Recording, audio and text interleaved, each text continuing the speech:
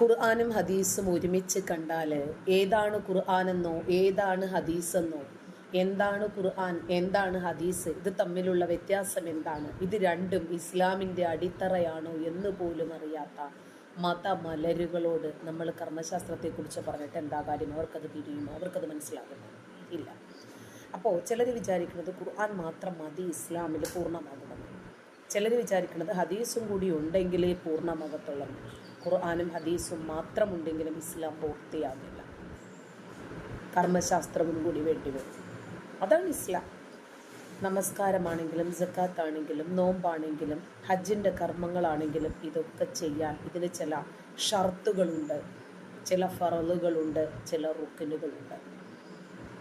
ഇതൊക്കെ കൂടിയേ തരും. ഇസ്ലാം എന്ന് പറഞ്ഞാൽ കണ്ടെയ്നറുകളിൽ എടുത്താലും തീരാത്തത്ര പ്രമാണങ്ങൾ ഉണ്ടാകുന്നത് എന്തുകൊണ്ടാണ്? ഇങ്ങനത്തെ ഫാക്ടറി ഇതിനകത്തുള്ളത് കൊണ്ടാണ്. അതുകൊണ്ട് ഇതിനെക്കുറിച്ച് യാതൊന്നും അറിയാത്ത ആളുകളോട് നമ്മൾ തർക്കിച്ചോ പറഞ്ഞിട്ടോ ഒരു കാര്യവുമില്ല. എൻ്റെ പൊന്നുമക്കളെ, സ്വന്തം മക്കളെ വിവാഹം കഴിക്കാൻ ഇസ്ലാമിൽ തെളിവുണ്ട്. സ്വന്തം ബീജത്തിൽ ജനിച്ച കുഞ്ഞിനെ വിവാഹം കഴിക്കാൻ ഇസ്ലാമിൽ തെളിവുണ്ട്. ഇനി എന്തിനാ തെളിവ് വേണ്ടത്? വ്യഭിചാരത്തിന് തെളിവുണ്ട്. കാരണം ഒരു മനുഷ്യൻ ഗൾഫിൽ പോയി 10 വർഷം കഴിഞ്ഞിട്ട് വന്നു. ആ വന്നതിൻ്റെ ഇടയ്ക്ക് ഇയാൾ 4 കുഞ്ഞുങ്ങളെ പ്രസവിച്ചാലും അയാളുടേതാണ് എന്ന് പറഞ്ഞ രൂപത്തിലുള്ള ഒരുപാട് കർമ്മശാസ്ത്ര തെളിവുകൾ ഇവിടെ കിടപ്പുണ്ട്.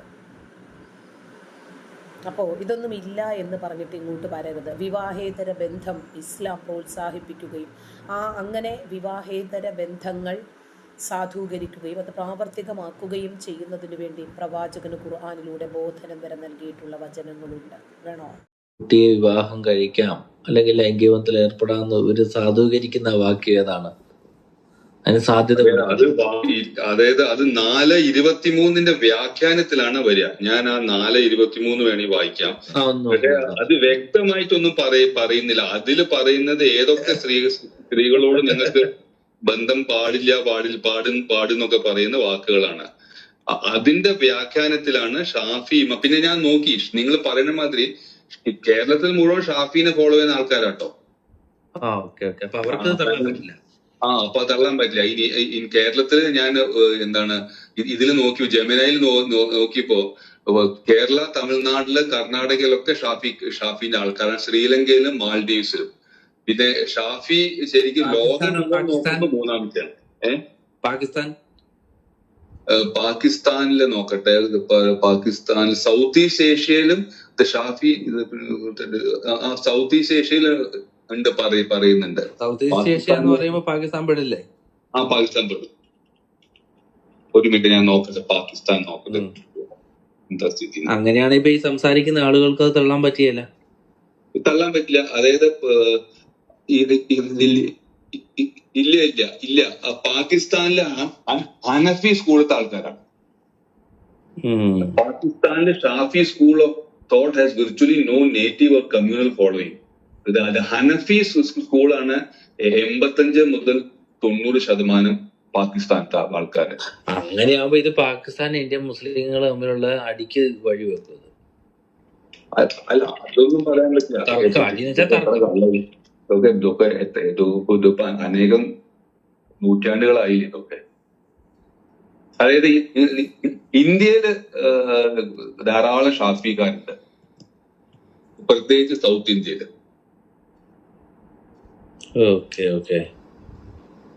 അപ്പൊ ആരിഫ് പറഞ്ഞു, ആരിഫിന് തെറ്റ് പറ്റിയിട്ടില്ല.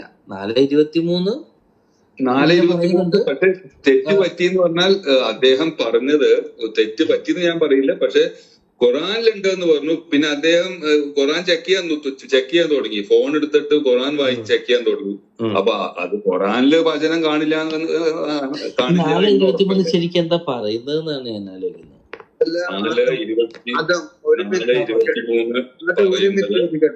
അലങ്കടൻ അദ്ദേഹം പറയുന്നത് ഖുറാനിലുണ്ട് എന്നല്ലേ ഈ ഒരു വാചകം പറഞ്ഞു. അദ്ദേഹത്തിനോട് ഖുറാൻ എടുക്കാൻ പറഞ്ഞു. ഖുറാൻ എടുക്കാൻ പറയുമ്പോൾ കുറെ അദ്ദേഹം തിരയുന്നു. തിരഞ്ഞു കഴിഞ്ഞിട്ട് പറയുന്നത് നെറ്റില്ല എന്ന് പറയുന്നു. ശരിയാണോ? നെറ്റ് കിട്ടുന്നില്ല എന്ന്. അപ്പൊ അവര് പറയുന്നു ഞങ്ങളുടെ ഫോൺ തരാം, നെറ്റ് കിട്ടുമല്ലോ. അതിനകത്ത് ആ ഫോൺ മേടിക്കുന്നില്ല അയാള്. മേടിക്കേണ്ട അയാള് പറയുന്നത് എന്തറിയാ, മലയാളത്തിലുണ്ടെന്ന് പറയുന്നത്. ആ മലയാളത്തിൽ അറിഞ്ഞില്ലേ? അപ്പൊ ഇത്തരം തേഞ്ഞൊട്ടാൻ വേണ്ടി നാണം കെട്ടി പണിക്കുകൾ നിൽക്കേണ്ട കാര്യമുണ്ടോ എന്നാണ് ചോദിക്കുന്നത്. അതല്ല അതൊന്നും ഒരു കുഴപ്പമില്ല. ഇതൊക്കെയാണ് സ്ഥിരം നാറുന്നത് കൊണ്ട് പിന്നെ നാറിക്ക് കുഴപ്പമില്ല. ഇത് ഇവരൊക്കെ വളരെ തന്ത്രശാലികളാണ്. നിങ്ങളത് സൂക്ഷിച്ച് നിന്നില്ലെങ്കിൽ പണി കിട്ടുന്നുള്ളതാണ് എന്റെ ഒരു വ്യക്തിപരമായ പേര് മാറി വന്നില്ല. ഈ പണത്തിന് വേണ്ടിയിട്ട് ഇപ്പൊ വർക്ക് ചെയ്യുന്ന ചിലരുണ്ട്. ഇസ്ലാം മതം വിട്ടുപോയിട്ട് രഹസ്യമായി ഇപ്പൊ അച്ചൻകുഞ്ഞിനെ വിളിക്കുന്നവര് വിളിച്ചിട്ട് ഇവരുടെ അജണ്ട അത് ഫണ്ടിന് വേണ്ടി ചെയ്യുന്ന ചില ഒരു മിനിറ്റ് പറയട്ടെ അത് പൈസക്ക് വേണ്ടിക്കൊണ്ട് എന്താണ് ഇസ്ലാം മതത്തെ അവഹേളിച്ച് കളയാമെന്ന് ചിന്തിക്കുന്ന കുറെ ആൾക്കാരുണ്ട്. അവർക്ക് ഈ പോയി തേഞ്ഞൊട്ടൽ എന്ന് പറഞ്ഞാൽ അവർക്ക് നാണക്കേട്, അവർക്ക് പണം മതി. ഇപ്പൊ ആരിഫ് ഹുസൈനെ സംബന്ധിച്ച് ഇസ്രായേലിൽ പോകാനുള്ള ഫണ്ടൊന്നും എടുത്തില്ല, സ്പോൺസർ ചെയ്യുന്ന ആരാ, അതൊക്കെ അവരോട് വ്യക്തമായിട്ട് പറയുന്നുണ്ട്. അതുകൊണ്ട് മാന്യമായിട്ട് ജോലി ചെയ്ത് ജീവിച്ചുകൂടെ എന്നാണ് എന്റെ ചോദ്യം. ഇങ്ങനെ പണം ഉണ്ടാക്കുന്നതിനൊക്കെ നല്ലത് വേറെ വല്ല പണിക്കും പോയിക്കൂടെന്നാണ് ഞാൻ ചോദിക്കുന്നത്. നമ്മുടെ ടീച്ചറൊക്കെ വന്നിട്ടുണ്ട്, അലങ്കാർ സാറ്, ജാമ്യത ടീച്ചറൊക്കെ. ടീച്ചറാണോ? കാരണം ഇത് വേറൊരു ഫോട്ടോ ആണല്ലോ. മത്ലബ് ഞാനാണ്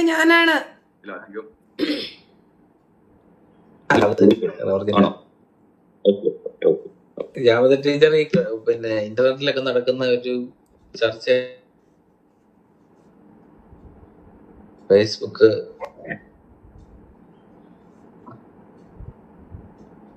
ഒക്കെ ഒന്നും കേൾക്കുന്നില്ല. നോക്ക അലങ്കാട്ട് സാർ സംസാരിച്ചോളൂ. 4:20 അല്ല, കേൾക്കുന്നുണ്ടോ? ഇപ്പൊ കേൾക്കുന്നുണ്ടോ? കേൾക്കാം. അതായത് സമക്ഷരി എന്ന് പറയുന്ന ഒരു ഖുർആൻ വ്യാഖ്യാതാവ്, അതായത് അദ്ദേഹത്തെ ഇന്നുവരെ ഇസ്ലാമിക ലോകം തള്ളിയിട്ടില്ല. അദ്ദേഹം ഖുർആനിന്റെ വ്യാഖ്യാതാവാണ്. ഖുർആനിന് തഫ്സീർ എഴുതിയിരിക്കുന്ന വ്യക്തിയാണ് സമക്ഷരി. അദ്ദേഹം ഈ മദ്ഹബുകളെ കുറിച്ച് പറഞ്ഞപ്പോൾ പറഞ്ഞത് ഞാൻ പറഞ്ഞു തരാം. وإن حنفيا قلت قالوا بأنني أبيح التلاوة والشراب المحرم. ഞാൻ ഹനഫി മദ്ഹബുകാരനാണ് എന്ന് പറയാൻ എനിക്ക് ലജ്ജയുണ്ട്. കാരണം ഹനഫി മദ്ഹബുകാരന് ഇസ്ലാമിക നിയമപ്രകാരം കള്ളുകുടിക്കാം. وإن شافعيا قلت قالوا بأنني أبيح النكاح البنت والبنت تحرم. ഷാഫി മദ്ഹബുകാരനാണെന്ന് പറയാനും എനിക്ക് ലജ്ജയുണ്ട്. കാരണം ഷാഫി മദ്ഹബുകാരനാണെങ്കിൽ സ്വന്തം ബീജത്തിൽ ജനിച്ച കുട്ടിയെ കെട്ടാം.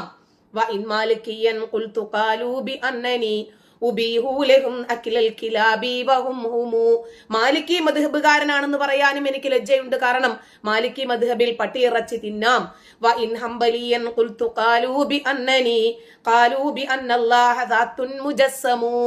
അള്ളാഹുവിനെ കുറിച്ച് പറയുകയാണെങ്കിൽ ഹംബലി മദ്ഹബിൽ അള്ളാഹുവിന് ശരീരമുണ്ട്, അള്ളാഹു നിൽക്കും, ഇരിക്കും, കിടക്കും, അള്ളാഹു എല്ലാ കാര്യങ്ങളും ചെയ്യും എന്നൊക്കെ പറയും എന്നാണ് പറഞ്ഞിരിക്കുന്നത്. ഇനി ഇവിടെ സ്വന്തം ഐഡിയിൽ വന്നിട്ട് ഒരു കാര്യം, തന്റെ ആശയം, തന്റെ അഭിപ്രായം ഒന്ന് തുറന്ന് പറയാൻ പോലും പറ്റാത്ത ആളുകളാണ് വലിയ രൂപത്തിലുള്ള ആരോപണങ്ങളുമായി വരുന്നത്.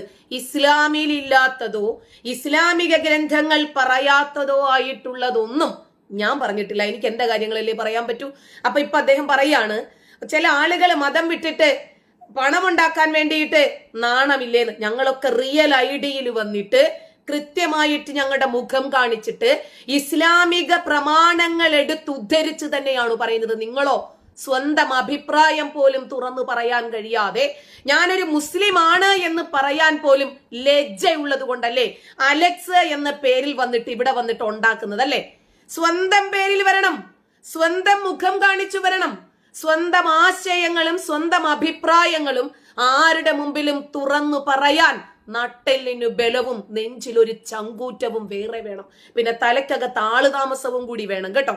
സ്വന്തം മക്കളെ കെട്ടാൻ ഖുർആനിൽ തെളിവില്ല എന്നാണോ നിങ്ങൾ ഈ പറയുന്നത്? ശരി, നിക്ക്, ഞാൻ ഇസ്ലാമിക പണ്ഡിതന്മാരെ കേൾപ്പിച്ചു തരാം. മുസ്ലിം പുരോഹിതന്മാരല്ലേ പറയുന്നത് ഉമ്മയെയും ഉമ്മുമ്മയെയും ഇവിടുത്തെ സഹോദരിമാരെയും ഒക്കെ പടച്ചോൻ പരലോകത്ത് കെട്ടിച്ചു തരുമെന്ന് പറയുന്നത് മുസ്ലിം പുരോഹിതന്മാരാ, നമ്മൾ ആരുമല്ല പറയുന്നത്. ഇത് നിക്കാഹ് എന്ന ഒരു പദം ആരെങ്കിലും ഒക്കെ കൂടി എന്നിട്ട് നിക്കാഹ എന്ന് പാടിയില്ല എന്നുള്ളതിന്റെ പേരിൽ ഇയാള് വ്യഭിചരിച്ചുണ്ടായ കുട്ടി ഇയാളുടെ തന്നെ ബീജമാ, ആ കുഞ്ഞിനെ കെട്ടാമെന്ന് പറയുമ്പോൾ ഇയാളുടെ സ്വന്തം കുഞ്ഞു തന്നെയല്ലേ അത്? ഈ തെമ്മാടിത്തരം വിളിച്ചു പറയുമ്പോൾ ഇസ്ലാമിൽ ഇല്ല എന്നുള്ള ന്യായവും കൊണ്ട് വരല്ലേ. ഉണ്ട്, ഇസ്ലാമിലുണ്ട്. ഞാനെന്നാ പറയട്ടെ. ഇപ്പൊ ജാമിദ പറഞ്ഞത്, ഇപ്പം ഇവിടെ ജയ് എന്ന് പറഞ്ഞ ഒരാൾ വന്നിട്ടുണ്ട്, വക്കച്ച് എന്ന് പറഞ്ഞ ഒരാൾ വന്നിട്ടുണ്ട്, ആദം എന്നൊക്കെ പറഞ്ഞിട്ടുണ്ട്. നിങ്ങൾ പിന്നെ ആലങ്കാട് എന്ന് പറഞ്ഞ ഒരു ഫോട്ടോ ഇട്ട് വന്നിട്ടുണ്ട്. അവരെ കുറിച്ചൊക്കെയാണ് പറയുന്നത്. എന്താ പറഞ്ഞ ഒരു ഭാഷ ഉപയോഗിച്ചായിരുന്നു അവര്. ആ ഭാഷ ഞാൻ ഉപയോഗിക്കുന്നില്ല. അപ്പൊ ആ ഭാഷയിൽ നിങ്ങളൊക്കെ അതൊക്കെ ഒരു മിനിറ്റ് ഒരു ഡിസ്റ്റർബ് ചെയ്യല്ലേ പ്ലീസ്. ജാമിദ പറഞ്ഞപ്പോഴത്തേക്ക് നിങ്ങൾ പറഞ്ഞില്ലല്ലോ. അല്ലെ ഞാൻ പറഞ്ഞത് ആരെ കുറിച്ചതൊക്കെയാന്ന് പറഞ്ഞു തരാം. അബിയെ കുറിച്ച് ഒരു സിംഹത്തിന്റെ ഫോട്ടോ ഇട്ട് വന്ന് അങ്ങനെ നിങ്ങളെയൊക്കെ കുറിച്ചാണ് ഈ തെറി പറയുന്ന നട്ടലില്ലേ, നട്ടലുമായിട്ട് വന്നുകൂടെ എന്നൊക്കെ ചോദിക്കുന്നത്. അപ്പൊ അതിന് ഞാൻ മറുപടി പറയേണ്ട കാര്യമില്ല പറഞ്ഞു. പിന്നെ ഇവര് പറഞ്ഞ ഒരു കാര്യമുണ്ട്, ഇവര് ഈ മകളുമായിട്ട് ബന്ധപ്പെടാം, സ്വന്തം മകളോട് ബന്ധപ്പെടാൻ ഇവർ ഊതിയത് ഇത് ഖുർആനായത്താണോ? ഇവർക്ക് ഊതി ഈ നിങ്ങളെ പൊട്ടന്മാരാക്കിയത് എന്ത് ഖുർആനായത്താണോ?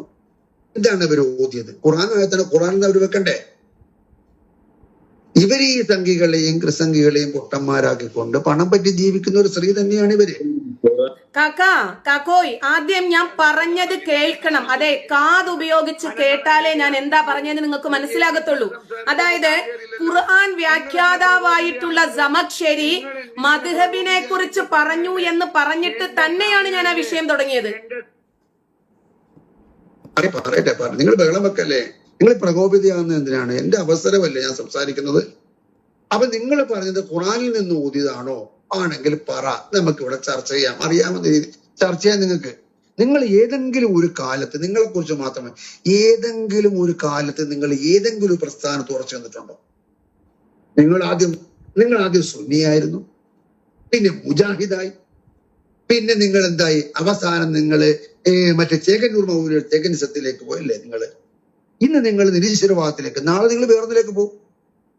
നിലപാടുകളുണ്ടോ നിങ്ങൾക്ക്? നിലപാടുകൾ. നിങ്ങൾ ചേകന്നൂർ മൗലവിയുടെ കൂടെ കൂടിയിട്ട് നിങ്ങൾ ജുമാ ജമാഅത്ത് നമസ്കരിച്ചായിരുന്നല്ലോ.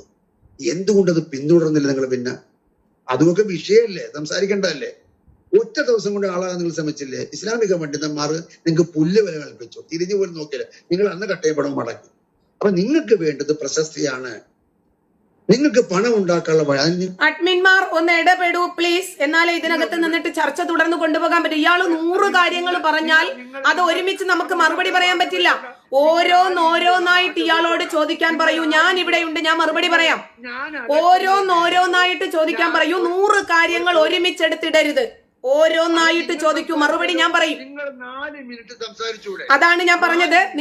ഞാന് അഡ്മിന്മാർ ഒന്ന് ഇടപെടൂ. ഞാൻ ഇവിടെ സംസാരിച്ചത് ആരിഫ് പറഞ്ഞ ആ വിവാഹവുമായി ബന്ധപ്പെട്ട വസ്തുതയാണ് ഞാൻ ഇവിടെ സംസാരിച്ചത്. ഇദ്ദേഹം ജുമയിലേക്ക് വന്നു, ജമാഅത്തിലേക്ക് വന്നു, ഇങ്ങനെ ഒരുപാട് വിഷയങ്ങൾ സംസാരിക്കാൻ ഇയാളെ അനുവദിക്കരുത്.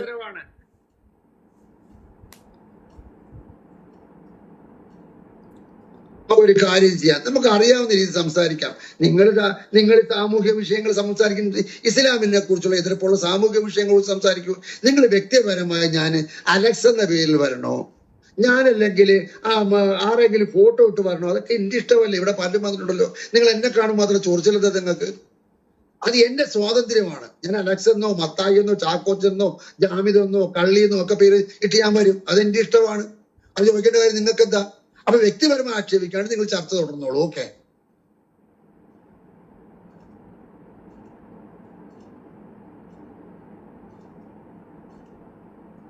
അതായത് ഇത് ജാമിദ ടീച്ചർ പറഞ്ഞിട്ടേ ഇല്ല, ഖുറാൻ വാക്യമാണ് ഓതുന്നത്. ജാമിദ ടീച്ചർ പറഞ്ഞത് വലിയ തഫ്സീർ എഴുത്ത് മുഫസ്സിറിനായ ജമരാക്ഷി എന്ന് പറഞ്ഞ ജാമരാക്ഷി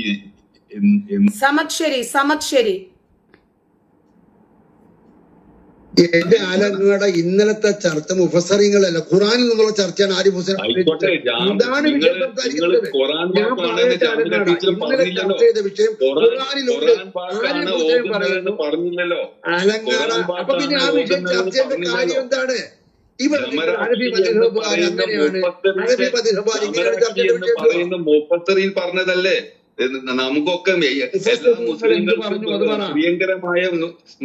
പ്രിയങ്കരമായ മുഫസ്സിറിനല്ലേ അദ്ദേഹം പറഞ്ഞു ഞാൻ ഷാഫി അല്ല, ഞാൻ അനഫ്. കാരണം എന്താ വെച്ചാൽ ഷാഫി സ്വന്തം ബീജത്തിലുണ്ടായ മകളെ നിക്കാഹ് ചെയ്യാം എന്ന് പറഞ്ഞ് ഒരു മദ്ഹബില് ഞാൻ അല്ല എന്ന് പറഞ്ഞതല്ലേ ജമരാക്ഷി? അപ്പൊ ഈ പറഞ്ഞിട്ടുള്ളൂ. ഇമാം പറഞ്ഞ ഒരു ഹദീസ് നിങ്ങൾ ഷാഫി ഞാൻ വായിച്ചതല്ലേ, മൗദൂദിയുടെ തഫ്സീറില് ഷാഫി ഇമാം പറഞ്ഞത് ഉദ്ധരിച്ചിട്ടുണ്ട്.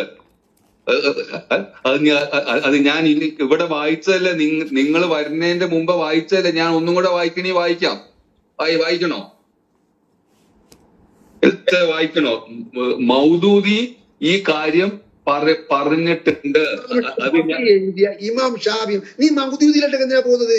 ഇമാം ഷാഫിയുടെ കാര്യം പറയുമ്പോൾ ഇമാം ഷാഫിയുടെ ഹദീസിൽ നിന്നും ഈ ഒരു ഹദീസ് കാണിച്ചു സ്വന്തം മകളെ വിവാഹം കഴിക്കാമെന്നുള്ള ഒരു ഹദീസ് 10 ലക്ഷം ഹദീസോളം അദ്ദേഹം രചിച്ചിട്ടുണ്ട്. ഇമാം ഷാഫിയുടെ ഒരു ഹദീസ് നീ തന്തയ്ക്ക് പറഞ്ഞാണ് കാണിക്കൂ, വെല്ലുവിളിക്കുന്നില്ല. മൗദൂദിയുടെ തഫ്സീറില് പിന്നെ എടുക്കാം, ഇമാം ഷാഫിയുടെ എടുക്കൂ. അല്ല അലക്സൊക്കെ നമ്മൾ അങ്ങനെ പോകണ്ട. നമ്മളിവിടെ എന്താ പറയുന്നത്, നമ്മൾ വ്യക്തിപരമായ രീതിയിലോ അല്ലെങ്കിൽ നമ്മൾ അൺപാർലമെന്ററി ആയിട്ടുള്ള ചർച്ച ചെയ്യുമ്പോഴത്തേക്ക് ഈ വളഞ്ഞു തിരിഞ്ഞ് ഒടിഞ്ഞു പോകരുത്. ഇമാം ഷാഫിയുടെ കാര്യം പറഞ്ഞിട്ട് പിന്നെ പറയുമ്പോൾ ഞാൻ മൗദൂദിയുടെ കാര്യം പറഞ്ഞാണ് പറയേണ്ടത്. ഇമാം ഷാഫിയെ കുറിച്ച് പറയുമ്പോൾ ഷാഫി ഇമാം രചിച്ച 10 ലക്ഷത്തോളം ഗ്രന്ഥങ്ങളുണ്ട് എന്നാണ് വിചാരിക്കുന്നത്. അപ്പൊ ഈ ഗ്രന്ഥങ്ങളിൽ നിന്നും ഏതെങ്കിലും ഒരു ഹദീസ് എടുത്തിട്ട് പറ, ഈ ഇമാം ഷാഫിയുടെ ഹദീസിൽ, ഇമാം ഷാഫി റിപ്പോർട്ട് ചെയ്ത ഹദീസിൽ ദൈവമുണ്ട് ഇന്നെ പോലെ സ്വന്തം മകളെ ഒരു സെക്കൻഡ്. ഞാൻ വായിക്കുന്നത്, ഞാൻ ഇപ്പൊ വായിക്കാൻ പോണത് എന്റെ അടുത്ത് ഷാഫിന്റെ ഇതൊന്നും എന്റെ അടുത്ത് ഇപ്പൊ ഇല്ല, പുസ്തകം ഇല്ല. എന്റെ കയ്യിലുണ്ട്, കർമ്മശാസ്ത്ര ഗ്രന്ഥം ഇരിപ്പുണ്ട്. ദാ ഫത്ഹുൽ മുഈൻ ഉണ്ട്. ഫത്ഹുൽ മുഈനകത്ത് കൃത്യമായി പറഞ്ഞിട്ടുണ്ട് കാര്യം. പറഞ്ഞിട്ടുണ്ട് ഫത്തുൽ മൊയിനിൽ വ്യക്തമായിട്ട് പറഞ്ഞിട്ടുണ്ട്. ടീച്ചർ അത് വേണി വായിക്കാം. ഞാൻ അതിന്റെ മുന്നേ ഞാൻ മൗദൂദി ഈ കാര്യത്തിനെ കുറിച്ച് തഫ്സീർ 4:23 മലയാളത്തിനെ ഞാൻ വായിക്കാം. ഞാൻ വായിക്കുകയാണ്. മകൾ എന്ന വിലക്ക് മകന്റെ മകൾക്കും മകളുടെ മകൾക്കും ബാധകമാണ്. എന്നാൽ ഒരു അവിഹിത ബന്ധത്തിൽ ജനിച്ച പെൺകുട്ടിയുടെ കാര്യത്തിൽ അഭിപ്രായ വ്യത്യാസമുണ്ട്.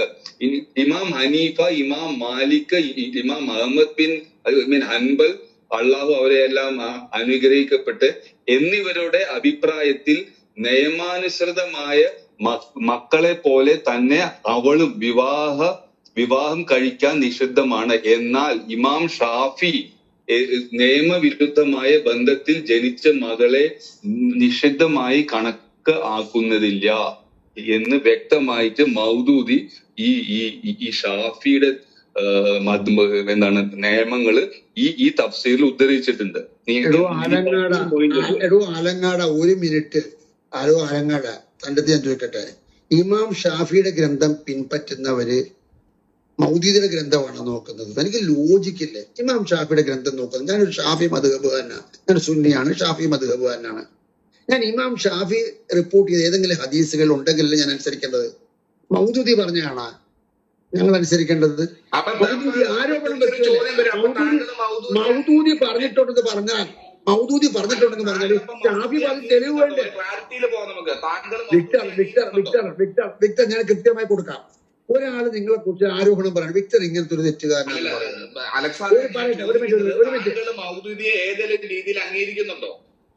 മൗദൂദിയെ ഞാൻ അംഗീകരിക്കുന്നില്ല. ഒന്ന്. രണ്ടാമത്തെ കാര്യം മൗദൂദി പറയുന്ന ആരോപണത്തെ അല്ലല്ലോ നമ്മൾ കേൾക്കേണ്ടത്. ഒരാള് പറഞ്ഞിട്ട് അയാള് രചിച്ചു വെച്ച പുസ്തകത്തിൽ കാണും ഇമാം ഷാഫി റഹ്മത്തുള്ളാഹി പറയുന്നു സ്വന്തം മകളെ വിവാഹം കഴിക്കാം എന്ന്, അതിനെ കോട്ട് ചെയ്ത് പറയാം. ഇത് ഒരു ഹദീസിലും ഇല്ലാത്ത കാര്യം ഷാഫി ഇമാം പറഞ്ഞിട്ടുണ്ടെന്ന് മൗദൂദി പറഞ്ഞെന്ന് പറഞ്ഞിട്ട് ഇയാൾ വെച്ചാൽ ഇയാൾ കാണിക്കുന്ന പോക്കൃത്തരമല്ലേ? ഇമാം ഷാഫിയുടെ ഗ്രന്ഥം എടുത്തിട്ട് പറഞ്ഞേ ഇമാം ഷാഫി പറഞ്ഞിട്ടുണ്ട് ഇതേപോലെ മകളെ വിവാഹം കഴിക്കാം, അതല്ലേ ചെയ്യേണ്ടത്? ഇത്തരം തെണ്ടിത്തരവും തെമ്മാടിത്തരവും ഇവരെ കാണിക്കാം. അതുകൊണ്ടേ പറഞ്ഞേ ഉള്ളൂ. ഒക്കെ തുടർന്നോളൂ.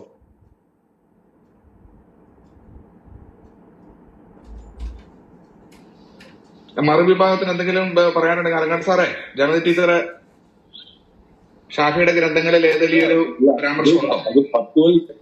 ഒന്നാമത്തെ കാര്യം, ഇസ്ലാമിനെ കുറിച്ച് പ്രാഥമികമായിട്ട് ABCD പോലും അറിയാത്ത ഇവരോടൊക്കെ വന്നിട്ട് ചർച്ചയ്ക്ക് വന്നാല് നമ്മുടെ സമയവും എഫേർട്ടും നഷ്ടമെന്നല്ലാതെ എന്തോ പറയാനാ. ഖുർആൻ ഓരോരുത്തരും ഓരോ രൂപത്തിലും വ്യാഖ്യാനിച്ചിട്ടുണ്ട്. പക്ഷേ ഷാഫി ഇമാമ് പറഞ്ഞതല്ലാതെ മൗദൂദിക്ക് ഒരിക്കലും അതിനകത്ത് പറയാൻ പറ്റില്ല. അപ്പൊ ഷാഫി ഇമാമിന്റെ അഭിപ്രായം എന്ന് പറയുമ്പോൾ മൗദൂദി തന്നെ അതിനകത്ത് പറഞ്ഞിട്ടുണ്ട് ഏത് ഗ്രന്ഥത്തിന്റെ അടിസ്ഥാനത്തിലാണ് ഷാഫി ഇമാം അത് പറഞ്ഞിരിക്കുന്നത് എന്ന്. വ്യക്തമായിട്ടും ഇത്രയും ഗ്രന്ഥങ്ങൾ ഉണ്ടായിട്ടും ഇയാളൊക്കെ കണ്ടില്ലേ, വന്ന് തന്തയ്ക്ക് വിളിച്ചിട്ട് തന്നെയാണ് ചർച്ചയ്ക്ക് വന്നിരിക്കുന്നത്. ഇതിനോടൊക്കെ എന്തോ ചർച്ചയ്ക്ക് ഇരിക്കാനാ? ഇസ്ലാമിനെ കുറിച്ചിട്ട് എന്തെങ്കിലും അറിഞ്ഞിട്ടാണോ വന്നിരിക്കുന്നത്? കുറേയധികം ആരോപണങ്ങളല്ലാതെ. സ്വന്തം ബീജത്തിൽ ജനിച്ച കുട്ടിയെ കെട്ടാമെന്ന് ഷാഫി ഇമാമിന്റെ അഭിപ്രായമുണ്ട് എന്ന് ഖുർആൻ വ്യാഖ്യാതാവായിട്ടുള്ള ജമഖ്ശരിയുടെ കോട്ടെടുത്തപ്പോ പോലും അദ്ദേഹം പറയാണ്, ഷാഫി ഇമാം എവിടെ പറഞ്ഞു? ഹദീസ് എവിടെ? ഹദീസ് എവിടെ? ഖുർആനും ഹദീസും മാത്രമല്ല ഇസ്ലാമിന്റെ മാനദണ്ഡങ്ങൾ. അതെങ്കിലും ഒന്ന് മനസ്സിലാക്കണം. ഖുർആനും ഹദീസും മാത്രം കൊണ്ട് നിങ്ങൾക്ക് നമസ്കരിക്കാൻ പറ്റില്ല, ഹജ്ജ് ചെയ്യാൻ പറ്റില്ല, സക്കാത്ത് കൊടുക്കാൻ പറ്റില്ല, നോമ്പ് പിടിക്കാൻ പറ്റില്ല. കർമ്മശാസ്ത്ര ഗ്രന്ഥങ്ങളൊന്നും ഇല്ലാതെ ഇസ്ലാം പൂർത്തിയാകത്തില്ല. ഇതുപോലും അറിയാത്ത മദ്രസ മഹലൂക്കുകളോട് എന്തോ പറയാനാ?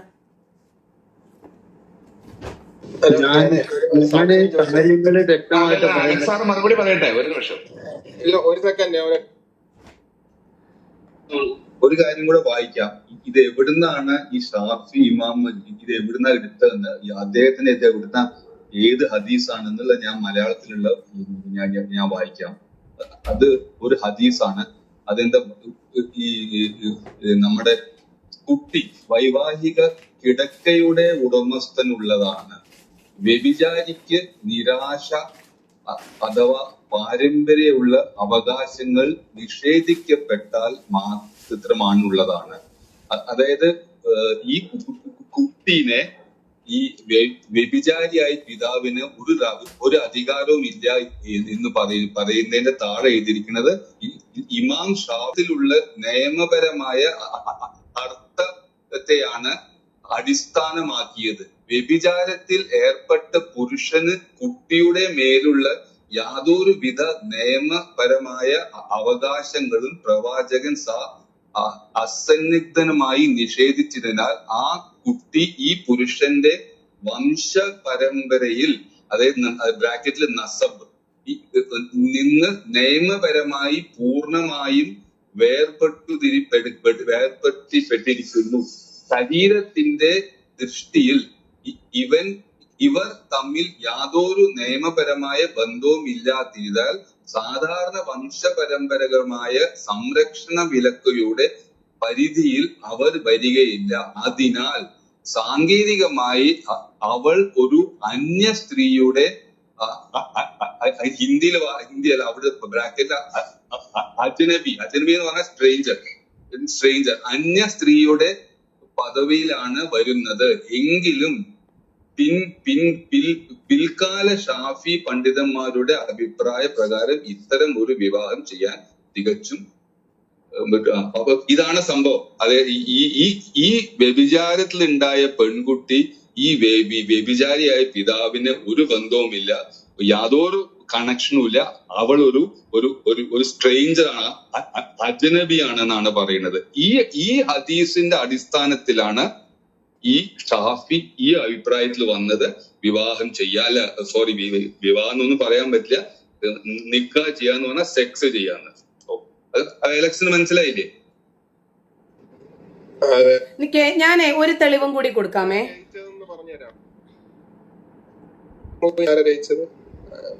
അത് ജാമിദ ടീച്ചർ പറഞ്ഞു, അല്ലെങ്കിൽ നാസർ പറഞ്ഞു. ഒരു